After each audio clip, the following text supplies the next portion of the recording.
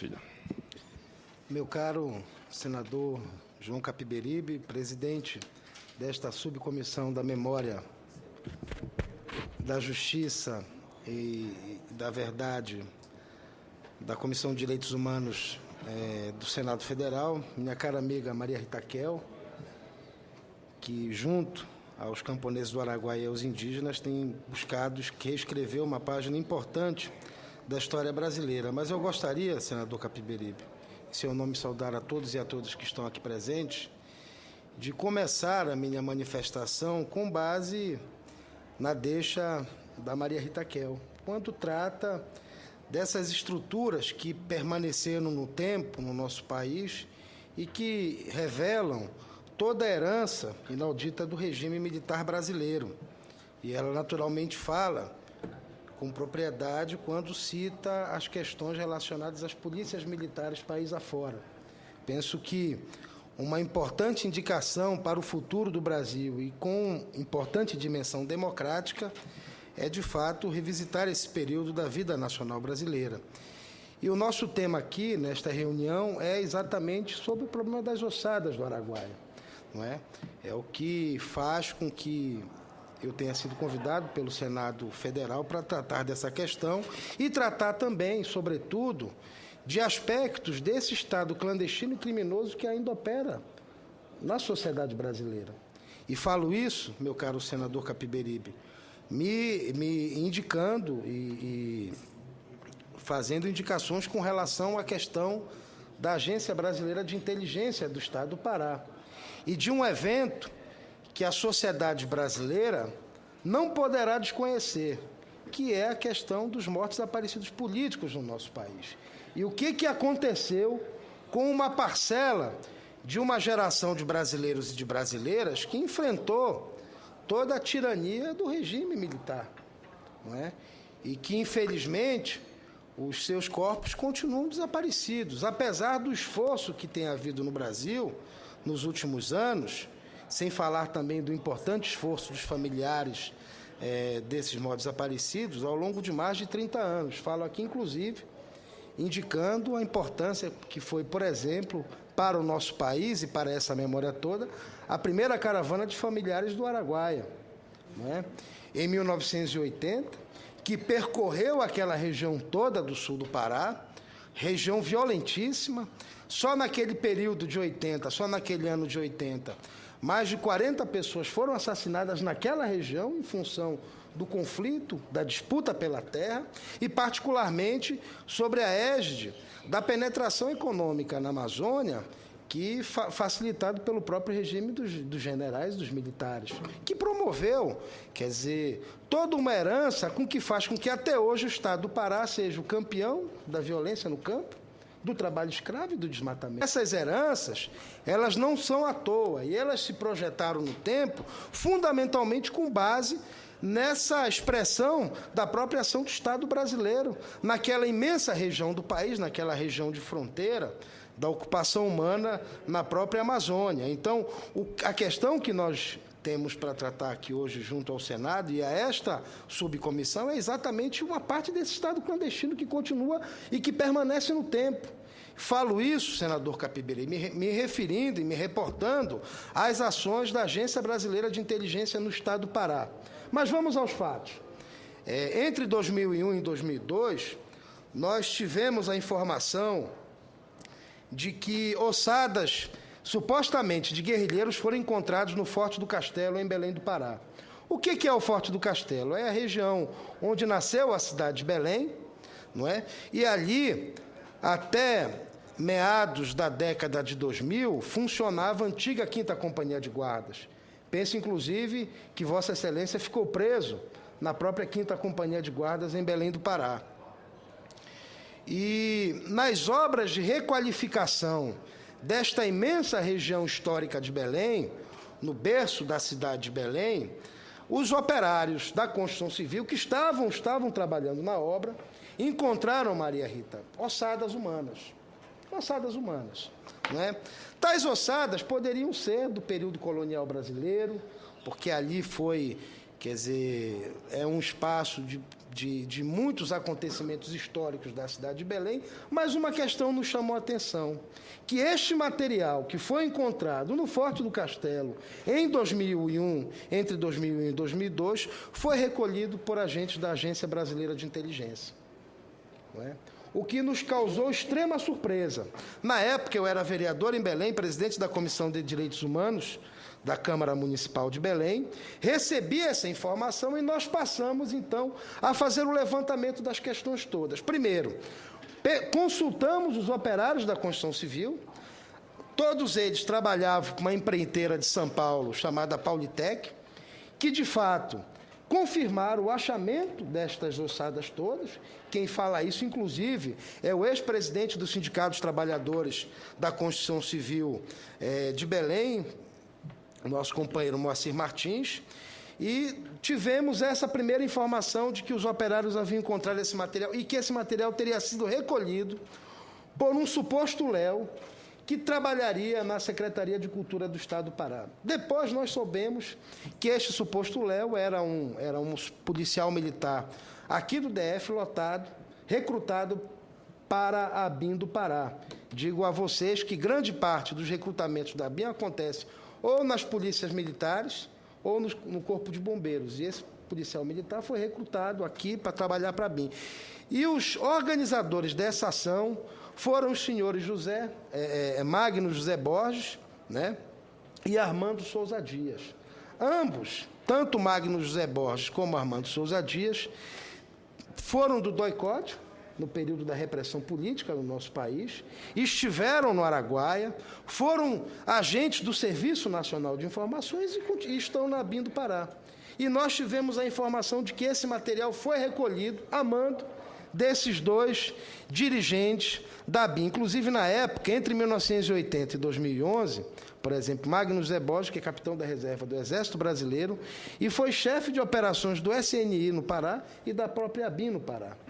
E o Armando Souza Dias, né, que também ingressou na ABIN em 1980, já teria sido do DOI-CODE, né, e fica, quer dizer, até 2011, como coordenador, quer dizer, eles passaram por vários postos de chefia, seja no Serviço Nacional de Informações e seja na Agência Brasileira de Inteligência.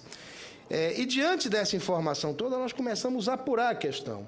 Apuramos, por exemplo, através de um ex-sargento preso naquele período por ligações com a esquerda armada brasileira, que é o Amado Tupiaçu, que de fato confirma, preso na 5ª Companhia de Guardas, confirma que na 5ª Companhia de Guardas, 3 militantes do Araguaia, ele teria tido contato visual com 3 militantes do Araguaia, 2 homens e uma mulher. Ele, naquele episódio, não saberia precisar o nome desses desaparecidos políticos.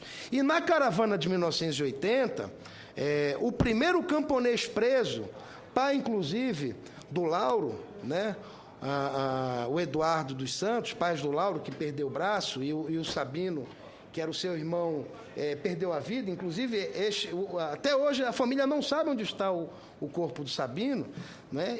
O Eduardo, preso na 5ª Companhia de Guardas, ele faz um relato na caravana de 80, né, para os familiares do Araguaia e também para o meu pai, que era o advogado da caravana, de que ele teria visto também um guerrilheiro ser morto dentro da 5ª Companhia de Guardas. Então, esse processo todo nos chamou a atenção, senador Capiberibe, né? Quer dizer, dessa descoberta das ossadas, né, em 2001, entre 2001 e 2002, à época, a coordenação geral da ABIN no Estado do Pará estava a cargo do senhor Arlindo Colombelli, né, e foi produzido uma extensa documentação, um memorial que trata exatamente dessa questão, né? Inquérito na Polícia Federal, né? Ocorreu nesse processo dois processos administrativos disciplinares, né, em 2004 e outro em 2011, que no processo administrativo disciplinar de 2004 há documentação, né, do fato de que esse material teria sido de fato encontrado no Forte do Castelo. O fato é o seguinte, que 2 funcionários da ABIN, por supostamente terem denunciado esse processo, foram demitidos da bem do serviço público, né, sem nenhuma defesa, inclusive de terem falado sobre essa questão relacionada às ossadas encontradas no Forte do Castelo. O fato é o seguinte, que foi produzido uma extensa documentação por parte da agência brasileira e até hoje nós não temos acesso a isso. Nem aos documentos que foram produzidos em 2 PADs, o primeiro em 2004 e o segundo em 2011, como também, quer dizer, o acesso que nós possamos ter a esse tipo de documentação. Digo a vocês, inclusive, o seguinte: no dia de ontem, falei a Maria Rita, antes de nós iniciarmos essa nossa audiência, um ex-soldado que prestou serviço lá em 94, nos relatou, isso ontem, senador Capiberibe, né, que, de fato, né, havia sepultamentos de desaparecidos políticos na 5ª Companhia de Guardas, que em 92, né, os soldados fazendo um banheiro, né, no espaço dos oficiais, né, houve uma quebra do porão, né, houve e os soldados e um cabo teriam visto de 5 a 7 ossadas, todas com perfuração no crânio, né, e que o coronel, em 92, mandou fechar esse material todo, né? Fechou toda a obra, né? E esse mesmo material pode ter sido descoberto em 2001 e 2002. Né? O fato é o seguinte, que nós temos denunciado isso há 10 anos,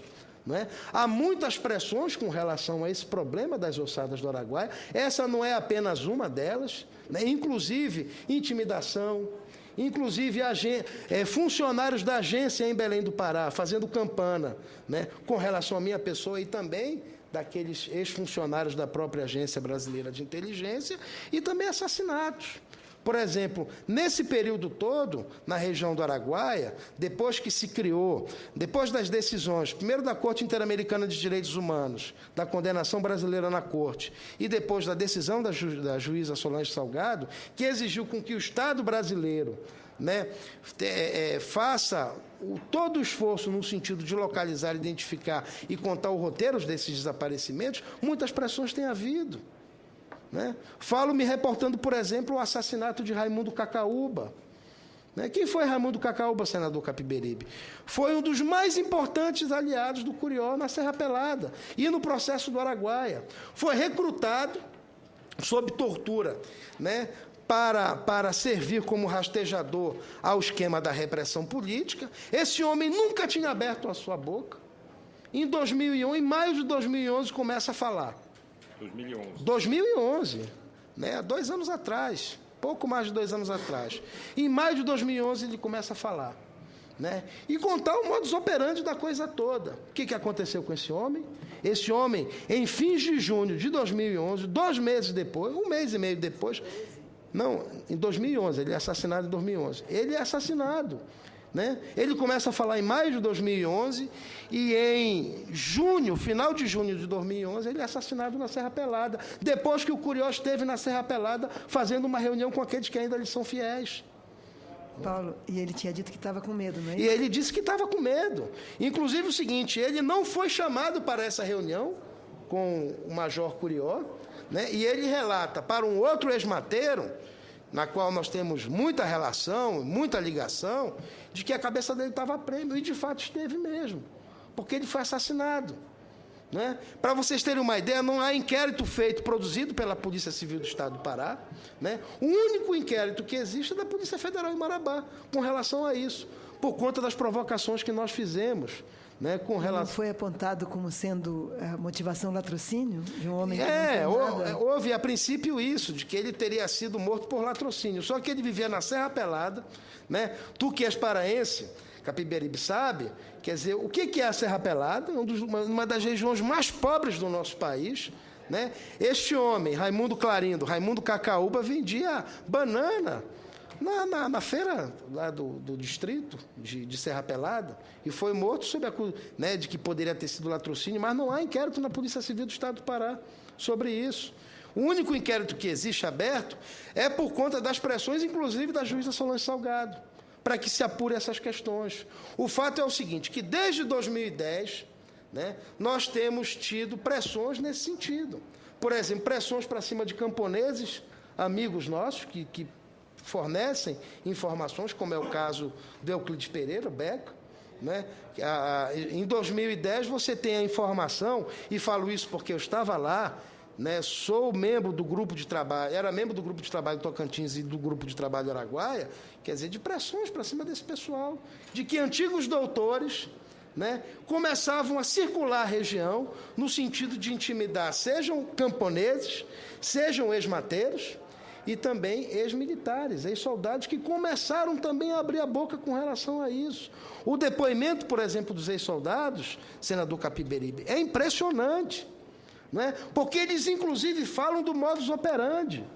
Eles dizem, por exemplo, da primeira operação limpeza que ocorreu naquela região, em 76, coordenada pelo Euclides Figueiredo, irmão daquele que, algum tempo depois, seria presidente da República, o João Batista Figueiredo, né? Quer dizer, o que consistem essas operações de limpeza? Consistiu o seguinte, você retirar as ossadas de um determinado local e levar para outros locais. Não é? E pela primeira vez, com base nos relatos dos ex-soldados e ex-sargentos, tem militares que já começaram, não, eu participei, eu vi.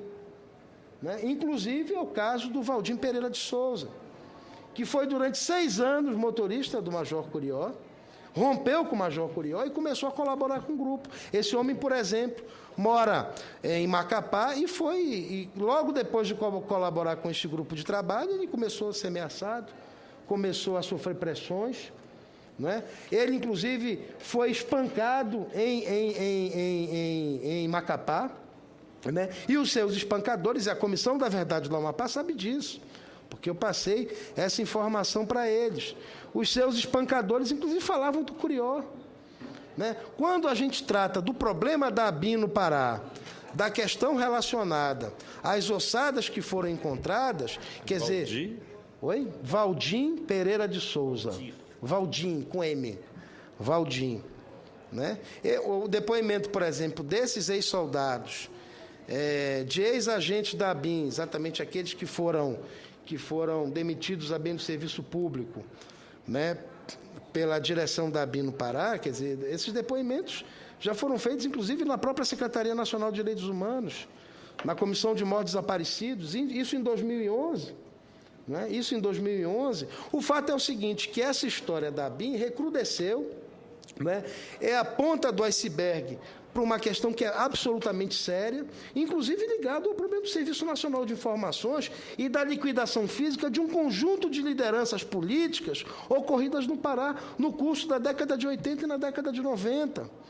Se nós pegarmos, por exemplo, do assassinato do Raimundo Ferreira Lima, do Gringo, em 80, né, até o assassinato do Expedito Ribeiro de Souza, em 81, passando pela irmã Adelaide Molinari, pelo padre Josimo, por Paulo Fonteles, meu pai, pelo João Canuto de Oliveira, né, pelo deputado João Batista e também do Expedito, todos eles tiveram seguramente a presença dessa inteligência que foi testada no período repressivo brasileiro e que até hoje permanece à frente do serviço público. Quer dizer, nós estamos falando o seguinte, de um Estado clandestino que existe no país, de uma agência que tem como referência, senador Capiberibe, né, que tem aquela visão do Conselho de Segurança Nacional, de Lei de Segurança Nacional, que para eles é o seguinte, camponês é inimigo da segurança nacional, o MST, indígenas, lideranças políticas, né? Eu sei que, inclusive, tem essa questão recente com relação à espionagem da Vale. Né? Quem foi que forjou, por exemplo, a Vale do Rio Doce? Ela foi dirigida por militares até a sua privatização. Quer dizer, grande parte do serviço minerário brasileiro. Então, quer dizer, a denúncia que nós trazemos aqui não são denúncias, ilações, quer dizer, existem processos sobre isso. Né? Existem relatórios feitos sobre as ossadas em 2002, né? Feitos pelo Gladstone Vilela de Andrade, que era coordenador-geral da ABIN entre 2002 e 2004, né? Com as assinaturas do Magno José Borges e do Armando Souza Dias. Quer dizer, os caras que foram do DOI-CODE, foram da repressão política, Por exemplo, dos mateiros do Araguaia diz que este Magno era o doutor Magno, que era o mais perverso dos torturadores, que era o cortador de mãos e cabeças do Araguaia, né? E estão à frente do serviço público no Pará, da Agência Brasileira de Inteligência. Até hoje. E tiveram posições de chefia até 2011, senador Capiberibe. Até 2011. E eles coordenaram a exumação desse material, dessas ossadas que foram encontradas no Forte do Castelo. Por que eles não estão aqui hoje? Porque, ao invés de estarem aqui, eles ficam fazendo pressão para cima da gente no Pará. Perseguindo, seja o Marco Antônio Moreira Antas, né? Que na defesa, digamos, porque entrou na ABIN por serviço público em 99, defesa do seu trabalho, do seu empenho, do seu esforço, começou a nos ajudar nesse processo, depois de ter sido escorraçado da ABIN. Né? Quer dizer, foi produzida uma importante documentação, inclusive na Polícia Federal, na Superintendência do Pará, na Polícia Federal. Né? E está lá, está aqui, nesse memorial, inclusive, que eu passo às mãos tanto da Subcomissão de Memória e Verdade, como também da Comissão Nacional da Verdade, quer dizer, as coisas são muito claras. E até hoje eles nos negam informação sobre isso. Né? Seja as informações sobre o encontro desse material todo, mas também seja com relação ao histórico militar e os assentamentos funcionais, né, do Magno e do Armando. Por exemplo, Maria Rita, quando em 2001 o Ministério Público Federal fez aquela batida nas dependências do Exército, encontraram, inclusive, em Marabá, uma agência, a P2 do Exército, o cara que foi destinado para a ABIN, para cuidar de Marabá, foi Armando Souza Dias. Quer dizer, essa turma continua atuando no sentido do esquecimento da sociedade brasileira, né? Inclusive fazendo provocações. Por exemplo, eu vou contar um episódio que foi muito, muito flagrante com relação às pressões que a ABIN faz do Pará. Dia 5 de maio de 2011, eu fiz um depoimento a esse PAD, né, ao PAD de 2011, no segundo. O primeiro foi em 2004. Dia 5 de maio de 2011. Comecei a falar às 9 horas da manhã, terminei às 3 horas da tarde. Né? Quando deu umas 9, 10 horas da noite, né, as meninas têm filhas muito novas, as meninas foram dormir para ir para a escola de manhã, também fui dormir com a minha esposa. 1 hora da manhã, meus irmãos quebram a porta de casa. Por quê? Porque estava circulando em rede social que tinham nos assassinado em Belém. No mesmo dia que nós fizemos o depoimento na ABIN. Né? Agora, no início do mês de novembro, o Estado de Minas fez uma matéria sobre a ABIN também no Pará. Né? Falando, por exemplo, e pegando o depoimento do Moacir Martins, do presidente, então, do Sindicato dos Trabalhadores da Construção Civil, que de fato foi encontrada essas ossadas aqui, né? E inclusive falando do esquema de terror que foi criado com os peões lá, porque, né, os peões não falarem nada, quer dizer, quanto mais se manda o peão não falar nada, mais que ele fala mesmo, né? Quer dizer, isso eu acho que é um aspecto bastante generoso entre os nossos operários trabalhadores, né? Quer dizer, depois dessa matéria da Folha do Estado de Minas, quer dizer, houve o recrudescimento desse processo todo. Para você ter uma ideia, Maria Rita, nós temos mais de 15 gravações dos carros da ABIN correndo atrás da gente, seguindo.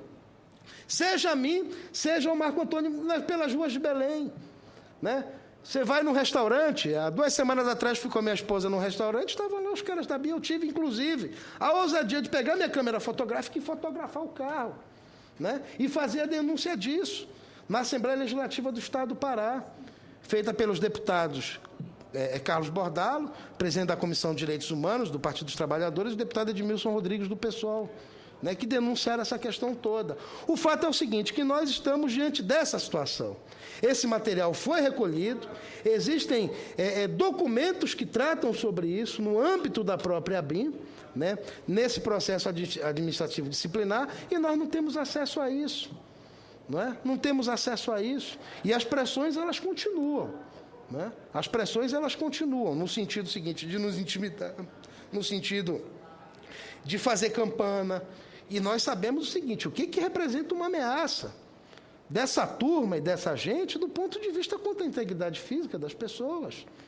Por exemplo, senador Capiberibe, o cara que organizou o assassinato do meu pai no Pará foi Jaime Silva de Vita Lopes, cara da Operação Bandeirantes e foi do Serviço Nacional de Informações.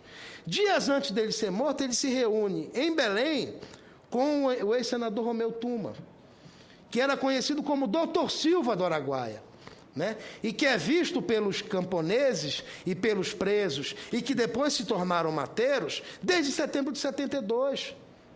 Quer dizer, essa turma que foi do SNI e uma parte dela que continua à frente da Agência Brasileira, foi gente que serviu à repressão política e não tem interesse em abrir essa questão toda, né?